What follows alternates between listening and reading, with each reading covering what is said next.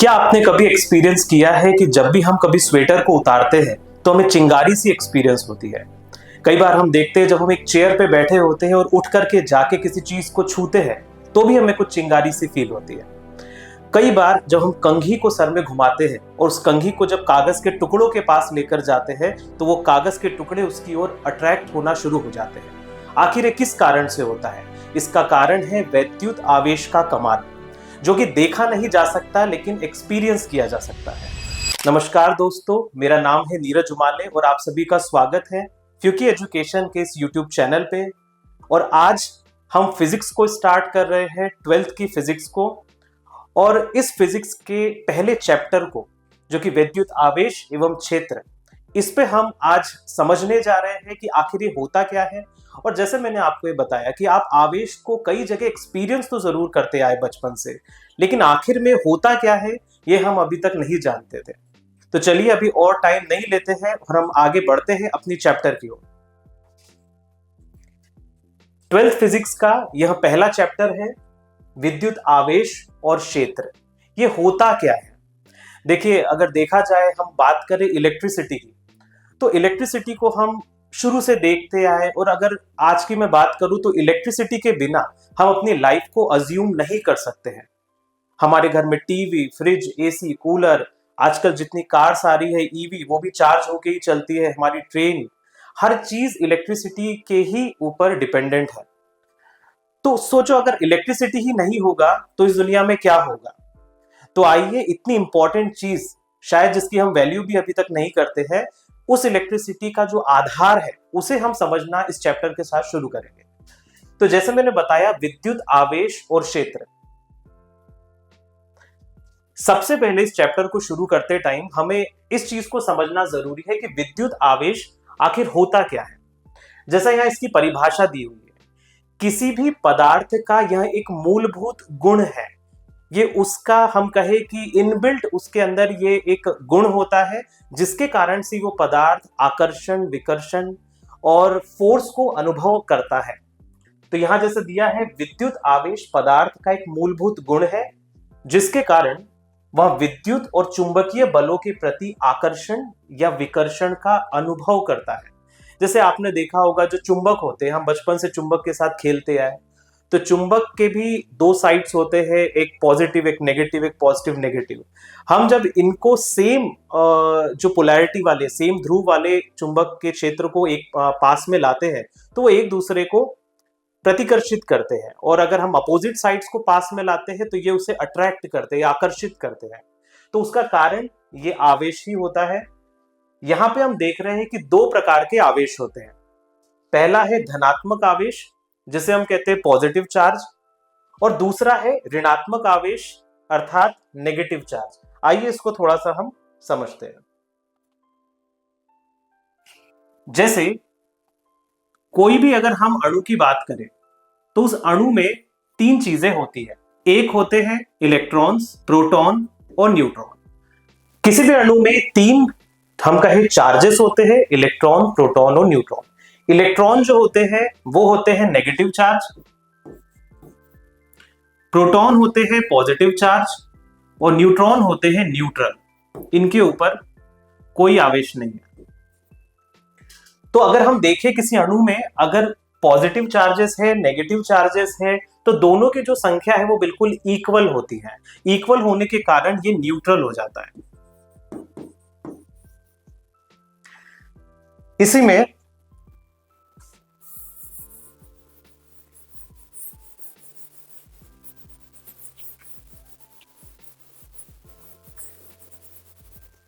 एक छोटा सा नियम है, अगर हम उसकी बात करें तो हम देख सकते हैं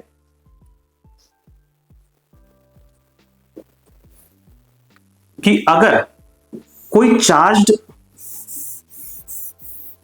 रॉड है जिसके ऊपर आवेश है, ये चार्ज्ड है और इसके ऊपर सपोज पॉजिटिव चार्जेस है, अगर हम इसे किसी एक ऐसी बॉडी के पास में लाते हैं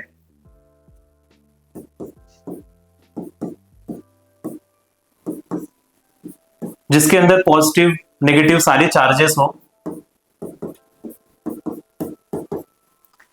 तो जैसे ही इस आवेशित रॉड को हम इस बॉडी के पास लाएंगे तो इस बॉडी में चेंजेस होना शुरू हो जाएंगे। जैसे इस रॉड को इसके ऊपर लाते हैं तो होगा ये कि ये जो बॉडी है,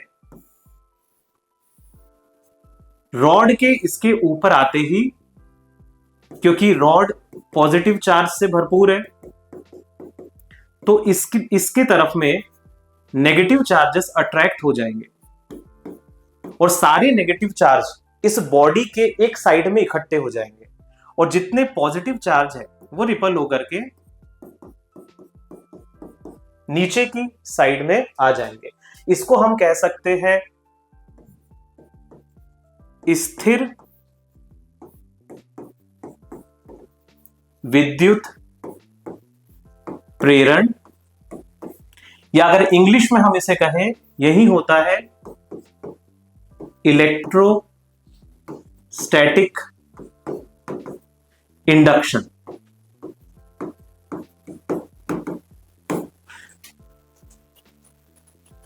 इसी का मैं उदाहरण आपको देना चाहूंगा, गोल्ड लीफ इलेक्ट्रोस्कोप। ये एक एक्सपेरिमेंट है। इसके अंदर क्या किया गया, जैसे कि आप देख सकते हो कि यहां एक ग्लास बॉटल है और ग्लास बॉटल में बीच में एक ब्रास की डिस्क लगी हुई है और ये सेम मटेरियल, ये ब्रास की ही रॉड इसमें लगी हुई है।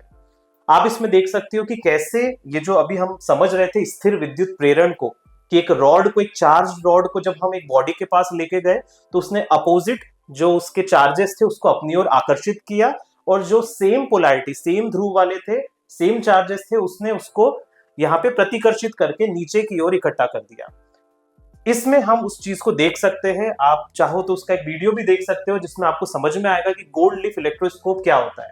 तो इसमें ये ब्रास की डिस्क, ये पूरी बॉडी ब्रास की है, ये ग्लास की बॉटल है और यहां नीचे जो आप ये दो पत्तियां देख रहे हैं जो कुछ इस शेप में लगी हुई है, ये पतली गोल्ड लीफ है, सोने की पतली पत्तियां है जिसको नीचे इस तरीके से लगाया गया है।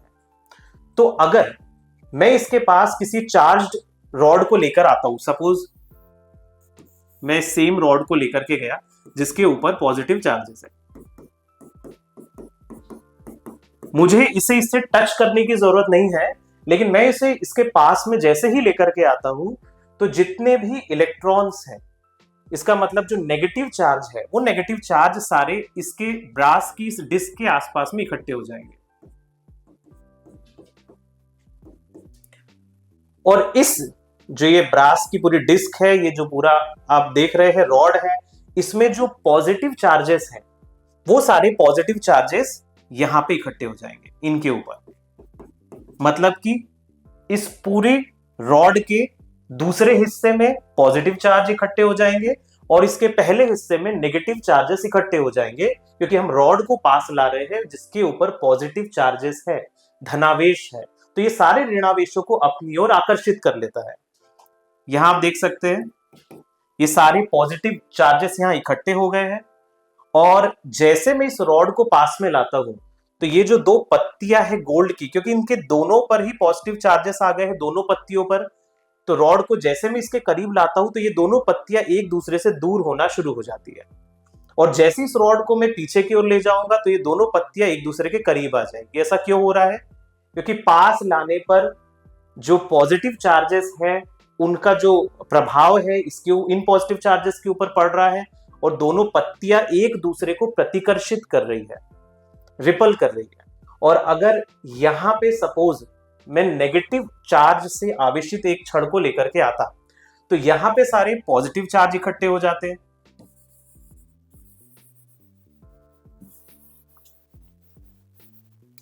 अगर मैं सपोज यहां पे एक ऐसी रॉड को लाता जिसके ऊपर सारे नेगेटिव चार्जेस हैं, तो यहां सारे पॉजिटिव चार्ज इकट्ठे हो जाते इस मेटल के एक तरफ में और दूसरी तरफ सारे नेगेटिव, और इसके कारण ये दोनों पत्तियां जैसे से रॉड को पास लाता ये दोनों पत्तियां दूर होते जाती, जैसे रॉड को दूर करता ये दोनों पत्तियां पास में आती जाती। इसी को हम कहते हैं गोल्ड लीफ इलेक्ट्रोस्कोप, जो कि आपके इलेक्ट्रोस्टैटिक इंडक्शन या स्थिर विद्युत प्रेरण को प्रदर्शित करता है। अभी इसमें हम समझेंगे चालक और कुचालक के बारे में, कंडक्टर क्या होते हैं और इंसुलेटर क्या होते हैं।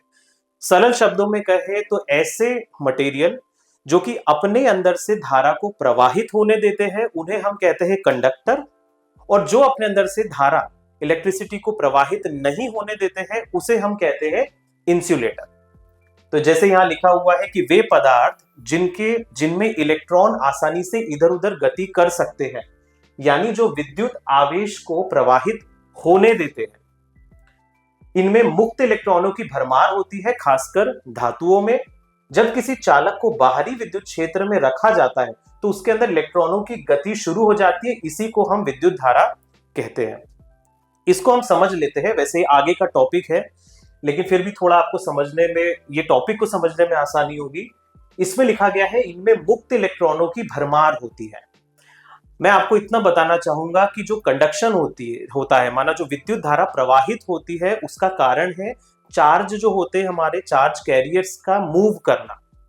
यहां से वहां जब वो जिगजैग होकर के मूव करते हैं तब धारा प्रवाहित होना शुरू होती है। लेकिन अगर फ्री इलेक्ट्रॉन नहीं है, फ्री इन द सेंस, आपने जरूर केमिस्ट्री में सहसंयोजक बंध के बारे में पढ़ा होगा, इंग्लिश में हम उसे कहते हैं कोवेलेंट बॉन्ड। तो सारे जो एटम्स होते हैं वो अपने अष्टक को पूरा करने के लिए एक दूसरे के साथ बंध बना के जुड़े हुए होते हैं, और उन बंधों को ही हम कहते हैं कोवेलेंट बॉन्ड या फिर सहसंयोजक बंध। उस बंध में बंधे हुए इलेक्ट्रॉन्स जो फ्री नहीं कहलाते हैं, क्योंकि वो बंधे हैं एक दूसरे के साथ, एक दूसरे एटम्स के साथ में वो बंधे हुए हैं, और वो फ्री नहीं कहलाएंगे। और वो फ्री नहीं है तो वो कंडक्शन में, धारा प्रवाहित होने में सहयोगी नहीं होते हैं। लेकिन अगर उसी बीच में कुछ फ्री इलेक्ट्रॉन्स है जो यहां वहां खुले घूम रहे हैं, तो उनके मूवमेंट के कारण ही कंडक्शन होता है। एग्जाम्पल, कंडक्शन में जो कंडक्टर्स है, जो धातुएं हैं, वो हम देखेंगे कॉपर है, सिल्वर है, एल्यूमिनियम है। मानव और पशु शरीर, हमारी जो बॉडी है वो भी एक कंडक्टर है, और साथ ही साथ में अर्थ। ये कुछ एग्जाम्पल है कंडक्टर्स के। ये यहाँ पे दिए हुए हैं, सिल्वर, गोल्ड, कॉपर, है ना। आपके जो केबल्स होते हैं सारे, आप देखोगे, आप जब केबल को काटोगे तो उसके अंदर आपको सारे जो वायर्स मिलेंगे, केबल्स मिलेंगे, कॉपर के मिलेंगे, क्योंकि कॉपर के थ्रू ही विद्युत धारा प्रवाहित होती है, क्योंकि वो एक अच्छा कंडक्टर है। स्टील हो गया, पानी हो गया। इलेक्ट्रिकल इंसुलेटर्स, है ना, इंसुलेटर की बात करें, माना कुचालक, वो मैं आपको पहले समझा दूं।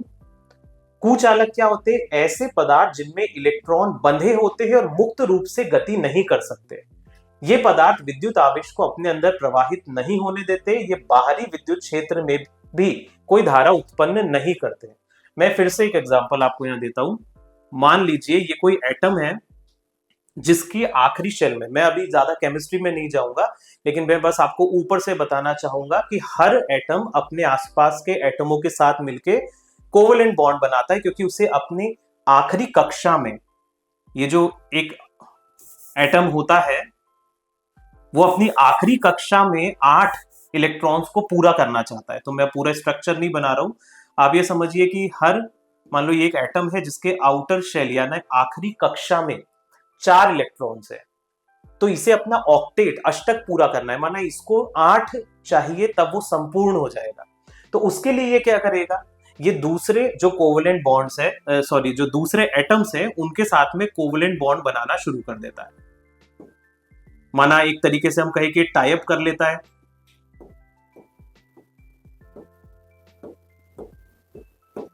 यहां हम देख सकते हैं, सपोज यहां भी कोई एटम है, मान लो यहां पे कोई फास्फोरस का ही एटम है। सपोज फास्फोरस के पास तो 5 इलेक्ट्रॉन होते हैं, 5वां उसका फ्री होता है, तो फ्री वाले को मैं अभी यहां बना देता हूं।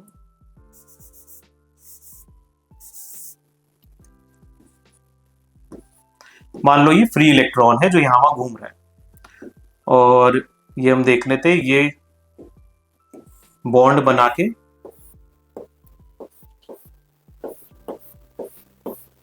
एक दूसरे के साथ जुड़े हुए हैं।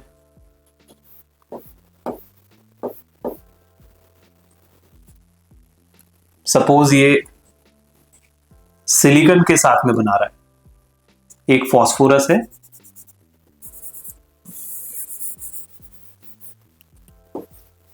आप फॉस्फोरस को डालो, सिलिकॉन को ले लो।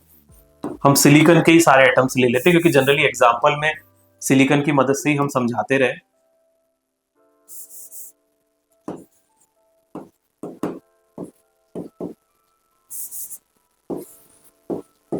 सपोज ये सिलिकॉन के आपके एटम्स है जो एक दूसरे के साथ बंध बना के अपने अष्टक को पूरा कर लेते हैं। आपको बस ये कंसेप्ट समझाने के लिए मैं बता रहा हूं, बाकी इसकी ज्यादा डिटेल में हमें अभी नहीं जाना है।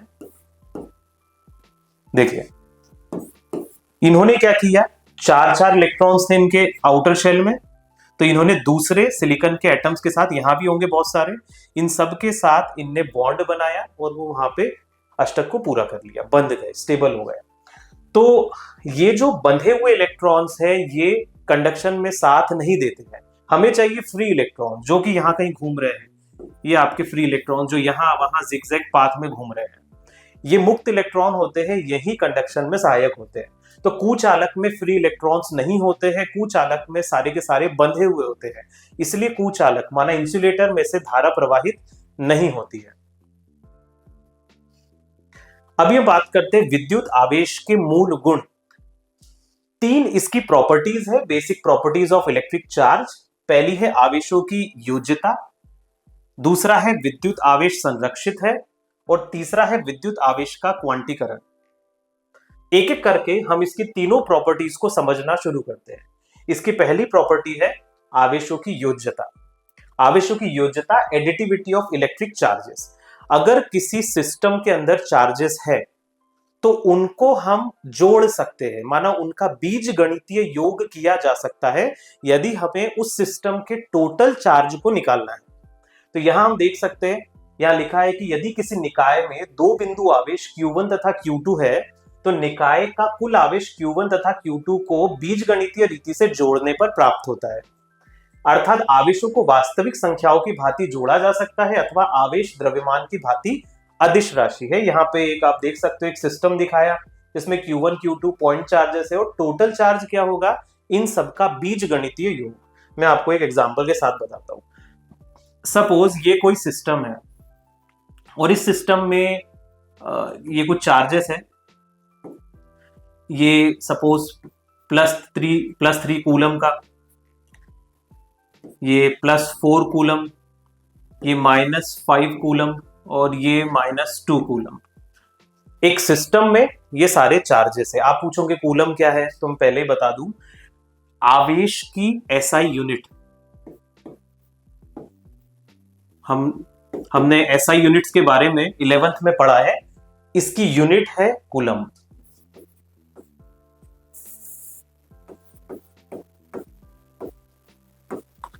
इसे हम C से रिप्रेजेंट करते हैं जनरली। और अगर हम कहें कि एक इलेक्ट्रॉन पे आवेश कितना है, माना चार्ज एक इलेक्ट्रॉन पर,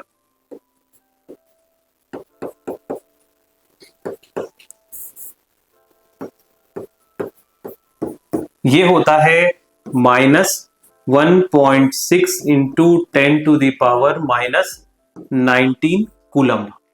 ये एक इलेक्ट्रॉन का आवेश है, चार्ज है एक इलेक्ट्रॉन पे। तो ऐसी अगर ये माइनस में है, ये आपका इलेक्ट्रॉन पे है, और अगर एक प्रोटॉन की बात करें, माना पॉजिटिव चार्ज की, कि एक पॉजिटिव चार्ज पे कितना आवेश होगा, तो कुछ नहीं, ये माइनस में है क्योंकि ये नेगेटिव चार्ज है ना इलेक्ट्रॉन, इसलिए माइनस में है, तो ये होगा +1.6 इंटू 10⁻⁻19 कूलम। तो ये आप नोट कर लो भले। और यहां पे दिखाया है कि जैसे मैं आपको बता रहा था कि क्या होता है आवेशों की योज्यता। तो आवेशों की योज्यता को आप देखोगे +3 कूलम, -5, -2 और +4। तो जैसा उसमें कहा कि इन सबको जोड़ा जाएगा यदि आपको टोटल आवेश निकालना है, तो इसको तो आप अलग से नोट कर लो। यहां पे मैं इसका बता देता हूं कि आपको जो टोटल चार्ज, मान लो मैं उसको Q से रिप्रेजेंट करता हूं, QT मतलब टोटल चार्ज। तो टोटल चार्ज होगा आपका, इन सबको आपको जोड़ना पड़ेगा, तो जैसा कहा बीज गणितीय योग का क्या मतलब होता है? बीज गणितीय योग माना हम उनके सारे साइंस के साथ उसे एक्सेप्ट कर रहे हैं, प्लस माइनस, क्योंकि जो हमारे पॉजिटिव चार्ज है, नेगेटिव चार्ज है, ये हमेशा अपोजिट डायरेक्शन में होते हैं। अगर पॉजिटिव चार्ज इस साइड है तो आपका नेगेटिव चार्ज इस साइड मूव करेगा, ये हमेशा इनका नियम है, ये उल्टे ही जाते हैं। तो यहाँ पे माइनस और प्लस माना आपके नेगेटिव चार्ज और पॉजिटिव चार्ज को दर्शा रहे हैं। तो हम इनके साइंस, इनके पूरे परिमाण के साथ, इनके नेगेटिव पॉजिटिव के साथ हम इन्हें लेकर के यहाँ पे जोड़ेंगे। तो हम कितना चार्ज आ जाएगा टोटल? +3 +4 +-5 और +-2। तो इसको अगर हम जोड़ दें, 4 और 3 7, 7 और 7, तो ये टोटल 0 हो गया। अब मैंने थोड़ा सा इसमें, अगर चलो इसको मैं 2 की बजाय इसको मैं कर देता हूं 4 की बजाय +6, ठीक है, तो थोड़ा सा कुछ आ जाएगा, अदरवाइज 0 हो रहा है। 0 भी हो जाए तो कोई दिक्कत नहीं है, किसी सिस्टम में टोटल चार्ज 0 हो सकता है। अभी इसमें आप देखो, मैं इसको फिर करता हूँ, +3 +6 +-5 और +-2। तो ये कितना हो गया? 9 -7 7, ये हो गया 2। इसका आंसर आ गया 2 कूलम। टोटल चार्ज कितना है? 2 कूलम। तो आवेशों की योज्यता। दूसरा इसका जो मूलभूत जो गुण इसका जो बताया वो है विद्युत आवेश संरक्षित है। विद्युत आवेश संरक्षित है का क्या मतलब है? Conservation of Charles law. किसी भी सिस्टम के अंदर में जो चार्जेस है उसे क्रिएट भी नहीं किया जा सकता है और उसे डिस्ट्रॉय भी नहीं किया जा सकता। हाँ, उन्हें एक जगह से दूसरी जगह स्थानांतरित जरूर किया जा सकता है। तो यहां यही बताया कि एक बंद प्रणाली, एक क्लोज्ड सिस्टम में कुल आवेश हमेशा संरक्षित रहता है। जैसे इसमें बताया, यहां आप देखो, यहाँ पे 2 आपको दिख रहे हैं और इसमें क्या हो रहा है कि एक में जो सिस्टम एक में है 4 पॉजिटिव चार्जेस दिख रहे हैं और दूसरे में आपको 4 नेगेटिव और 4 पॉजिटिव दिख रहे हैं। अब क्या होता है, इन दोनों को हम जब पास में लाते हैं, ठीक है, ये दोनों सिस्टम्स को पास में लाया, तो पास में लाने पर क्या हुआ, कहीं भी चार्ज क्रिएट नहीं हो रहे, डिस्ट्रॉय नहीं हो रहे। अगर आप ध्यान से देखो तो यहाँ पे, क्योंकि ये पॉजिटिव चार्ज है ना सिस्टम ये वाला, इसको जैसे ही करीब लाया तो इसने यहाँ के नेगेटिव चार्जेस को अपनी ओर खींच लिया। तो यहाँ से 2 नेगेटिव चार्जेस यहाँ पे स्थानांतरित हो गए, यहाँ पे ट्रांसफर हो गए हैं, लेकिन कम या ज्यादा नहीं हुआ है। ओवरऑल अल्टीमेटली जो सिस्टम में जितने चार्जेस है वो उतने के उतने ही है। तो यही इसमें बताया कि एक बंद प्रणाली में कुल आवेश हमेशा संरक्षित रहता है। आवेश ना तो उत्पन्न होता है ना नष्ट किया जा सकता है, केवल स्थानांतरित होता है, और इस नियम को ही हम आवेश संरक्षण का नियम कहते हैं। ये इंपॉर्टेंट नियम है, कंजर्वेशन ऑफ चार्ज लॉ। इसको हमें ध्यान रखना है, बहुत सिंपल है लेकिन इंपॉर्टेंट है।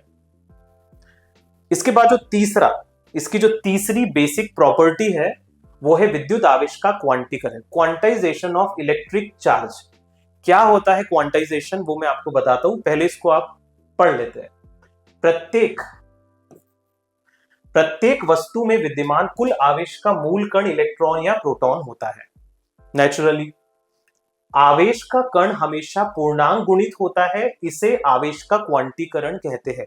कोई भी आवेश जो होगा वो पूर्णांक में होगा। जैसे मैं कहूंगा कि किसी सिस्टम में कितने इलेक्ट्रॉन्स है, तो मैं कहूंगा उसमें 1 इलेक्ट्रॉन है, 2 इलेक्ट्रॉन है, 3 इलेक्ट्रॉन है, 4 इलेक्ट्रॉन है। मैं कभी ये नहीं कहूंगा कि 1.1 इलेक्ट्रॉन है या 1.5 इलेक्ट्रॉन है या 1.3 इलेक्ट्रॉन है, ऐसे नहीं होता है। इसलिए इसको बोला है क्वांटाइजेशन, माना पैकेट्स के फॉर्म में, छोटे छोटे डिस्क्रीट अलग अलग पैकेट्स के फॉर्म में ही आपको यहाँ पे जो विद्युत आवेश है वो मिलेंगे। मैं आपको एक एग्जांपल से समझाता हूं। देखो, मैं ग्राफ बना रहा हूं सिर्फ समझने के लिए, इसका आपके साथ कोई रोल नहीं है। ये टाइम t है और मान लो यहां वेलोसिटी है, मान लेते हैं। तो यहां पे ये t और v के बीच में एक ग्राफ बन रहा है। यहाँ पे मैं पॉइंट्स दे देता हूं 1 2 3 4 5 6, और ये मान लो कि ये क्या है, ये 1 मिनट, ये 2 मिनट, ये 3 मिनट, ये 4 5 6, ऐसे करके मिनट्स में है। अब 1 मिनट और 2 मिनट के बीच में, यहां तक 1 मिनट हो जाता है, और 1 से 2 के बीच में कितने टाइम के हम बात करें, कितने इंस्टेंट आएंगे, क्या आप बता सकते हैं? तो 1 से 2 के बीच में इनफाइनाइट इंस्टेंट ऑफ टाइम आएंगे। हम गिन ही नहीं सकते। 1 मिनट हुआ, फिर 1 मिनट 1 सेकेंड, फिर वो 1 सेकेंड के अंदर 0.00000001 कितना होगा, वो इन्फिनिटी है। तो अगर मान लो यहां से आपका ग्राफ कुछ ऐसा जा रहा है, आपकी वेलोसिटी का ग्राफ कुछ ऐसा है, इसका मतलब ये कंटिन्यूअस, ये लगातार है। आप इसको देखो तो टाइम के हर इंस्टेंट पर ये डिफाइन है, परिभाषित है। कैसे? आप देखो, इसे 1 पे भी बता सकते हो कि 1 मिनट पे वेलोसिटी कितनी है, आप ये बता सकते हो 2 मिनट पे वेलोसिटी कितनी है, आप बता सकते हो 3 पे, ये तो बता ही सकते हो। लेकिन अगर आप इसमें देखो, क्योंकि लगातार है इसीलिए आप 1.1 पे भी बता सकते हो, 1.2 पे भी बता सकते हो, 1.3 पे भी, और जितने भी 1 से 2 मिनट के बीच में नंबर्स आते हैं वो तो हम गिन ही नहीं सकते। हर पॉइंट के लिए वो डिफाइन है, परिभाषित है। और दूसरे तरफ हम बात करें, अगर ये कंटिन्यूस लगातार वाला हो गया, और इसको हम कहेंगे पैकेट्स के फॉर्म में, माना कुछ सभी टाइम के हर इंस्टेंट पे वो परिभाषित नहीं है, लेकिन कुछ कुछ टाइम पर ही वो परिभाषित है। तो जैसे यहां देखेंगे, मैं यहां फिर से वैसे लिख रहा हूं 1 2 3 4 5 6, ये भी आपका टाइम और ये आपकी वेलोसिटी मान लो। तो हम देखेंगे कि सपोज यहां पे यहां पे यहां पे अब अगर आप ध्यान से देखो, ये पॉइंट्स जो है ये वेलोसिटी को रिप्रेजेंट कर रहे हैं यहाँ पे, ठीक है, कि कितनी वेलोसिटी है। सपोज ये v1 v2 v3 v4 v5 जो भी है। तो ये टाइम के हर इंस्टेंट पे डिफाइन है क्या? क्या 1 मिनट और 2 मिनट के बीच में आप वेलोसिटी बता पाओगे इस ग्राफ को देख के? तो नहीं बता सकते, क्योंकि ये सिर्फ 1 मिनट पे बताई गई है, 2 मिनट पे बताई गई है, 3 मिनट पे बताई गई है, 4 मिनट पे बताई गई है। तो ये पूर्णांक के रूप में यहां दिख रहे हैं, दशमलव में इसकी कोई वैल्यू हमें नहीं मिल रही है। इसी तरीके से हमने इसमें एक्सप्लेन किया है कि जो भी आपको इलेक्ट्रॉन्स मिलेंगे वो 1 2 3 4 माना वो इन होल नंबर्स का गुणनफल ही होंगे। सपोज एक इलेक्ट्रॉन पे चार्ज कितना है, जैसे बताइए माइनस है यहाँ पे, तो एक इलेक्ट्रॉन पे आपका जो चार्ज है -1.6 इंटू 10⁻⁻19। तो अगर किसी भी सिस्टम में आवेश की बात करें तो कितने चार्जेस है या आवेश है, तो हम कहेंगे या तो 1 है, 2 है, 3 है, 4 है, 5 है, 6 है। इस तरीके से n नंबर ऑफ चार्जेस उसके ऊपर होंगे, और इनटू आपका इलेक्ट्रॉन का एक आवेश जिसकी वैल्यू है -1.6 इंटू 10⁻⁻19 कूलम। यहां पे एग्जांपल दिया कि किसी वस्तु पर यदि कुल आवेश n1 और n2 इलेक्ट्रॉनों व प्रोटॉनों के अनुपात से इतना होता है, मैं आपको इसको बनाकर बता देता हूं। तो यहां बताया, जैसे कुल आवेश को हम मान लेते हैं QT, तो टोटल आवेश कितना होगा, जैसे इसमें बताया कि अगर कुल आवेश, अगर एक सिस्टम में n1 इलेक्ट्रॉन्स है और n2 प्रोटॉन्स है, तो फिर टोटल आवेश इसमें बता दिया n2 - n1 इंटू E। ये कैसे होता है इसको हम देख लेते हैं। आपको पहले भी बताया कि आवेशों की योज्यता होती है, जितने भी आवेश होते हैं हम उनको जोड़ देते हैं, इससे पहले का ही वो प्रॉपर्टी थी। तो यहां पे मान लीजिए आपके पास में n2 प्रोटॉन्स है, तो जितने नंबर ऑफ प्रोटॉन्स, मान लो n2 में क्या हो सकता है, 1 2 3 4 5 6 10 11 1000 कुछ भी हो सकता है, लेकिन उसके गुणनफल में साथ में क्या होगा, एक इलेक्ट्रॉन का चार्ज, ठीक है। तो ये प्रोटॉन का चार्ज है, वो E+E में दिखाया। और अगर इसमें जोड़ दूं मैं n1, माना इलेक्ट्रॉन्स n1 जहां पे बताया कि नंबर ऑफ इलेक्ट्रॉन्स है, हो सकता है वो n1 10 20 30 50 100 कुछ भी हो, और उसके साथ में उसका चार्ज, ये गुणनफल में आएगा। तो टोटल आवेश की अगर हम बात करें अब यहाँ पे, तो हम क्या कर सकते हैं, n2 E - n1 E, और इसको हम लिख सकते हैं n2 - n1 E। तो ये हो गया आपका टोटल चार्ज, ये इसका फॉर्मूला हो जाता है, ठीक है। और अगर नॉर्मली एक ही कोई चार्ज है तो फिर हम उसके लिए कह सकते हैं कि भाई QT = N × E, ठीक है, ये भी एक हो जाएगा। बट यहाँ पे हमने इलेक्ट्रॉन्स और प्रोटॉन्स दोनों की बात की है, इसलिए इसमें मैंने फॉर्मूला बताया n2 - n1 E कूलम। तो अब जब भी बिजली की कोई चिंगारी दिखे या गुब्बारा कहीं दीवार से चिपक जाए, तो याद रखना ये कोई जादू का खेल नहीं, ये फिजिक्स है। तो ऐसे ही सारे कंसेप्ट्स को समझने के लिए आप फ्यूकी एजुकेशन के इस यूट्यूब चैनल से हमेशा जुड़े रहिए, और डीप कंसेप्ट्स को और जानने के लिए फ्यूकी एजुकेशन के एप्लीकेशन को आप जरूर डाउनलोड करें, उस पर जाए और साथ ही साथ में और गहरे और डीप जो कंसेप्ट्स है उसको समझते जाए। Thank you so much, bye bye.